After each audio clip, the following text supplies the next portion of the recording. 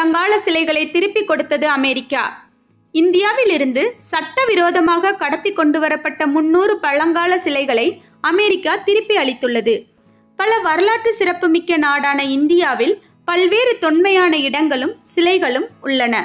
இந்த சிலைகளின் மதிப்பு சர்வதேச அளவில் கோடிக்கணக்கில் இருக்கும். இதனை அடுத்து அந்த சிலைகளை கடத்தல்காரர்கள் திருடிச் சென்று கள்ளசந்தையில் விற்பனை செய்கின்றனர். இவ்வாறு கடத்தி வரப்பட்ட சிலைகளை பல நாடுகள் பறிமுதல் செய்து வைத்துள்ளன. அவற்றை திரும்ப பெறும் முயற்சியில் மத்திய அரசு ஈடுபட்டுள்ளது. அந்த வகையில் ஏற்கனவே அமெரிக்க அரசு பல சிலைகளை இந்தியாவிடம் திருப்பி அளித்துள்ளது. தற்போது பிரதமர் மோடி அமெரிக்கா சென்றுள்ள நிலையில் 297 பழங்கால சிலைகளை அந்நாட்டு அரசு இந்தியாவிடம் ஒப்படைத்துள்ளது. அந்த வகையில் 2016ஆம் ஆண்டு முதல் தற்போது வரை 578 சிலைகள் அங்கிருந்து திரும்ப பெறப்பட்டுள்ளன. சிலைகளை இந்தியாவிடம் திருப்பி கொடுத்ததில் அமெரிக்கா முதலிடத்தில் உள்ளது. டெலவாரே நகரில் இந்த சிலைகள் காட்சிக்கு வைக்கப்பட்டிருந்தன.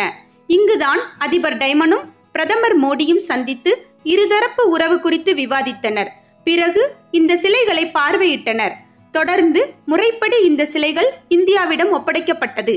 இதற்கு அமெரிக்காவிற்கு நன்றி தெரிவித்து பிரதமர் மோடி வெளியிட்ட சமூக வலைதள பதிவில் கூறியுள்ளதாவது: இது கலாச்சார இணைப்பை ஆழப்படுத்துவதுடன் கலாச்சார சொத்துக்கள் திருட்டுக்கு எதிரான போராட்டத்தை வலுப்படுத்துகிறது. விலைமதிப்பு இல்லாத 297 சிலைகளை திருப்பி கொடுத்ததற்காக அமெரிக்காவிற்கு பாராட்டுகளை தெரிவித்துக் கொள்கிறேன். இவ்வாறு அந்த பதிவில் கூறியுள்ளார். மத்திய வெளியுறவு அமைச்சகம் வெளியிட்ட பதிவில் ஒப்படைக்கப்பட்ட சிலைகள் அனைத்தும் 4000 ஆண்டுகள் பழமை வாய்ந்தவை. இந்தியாவின் கிழக்கு பகுதியில் திருடப்பட்டுள்ளன.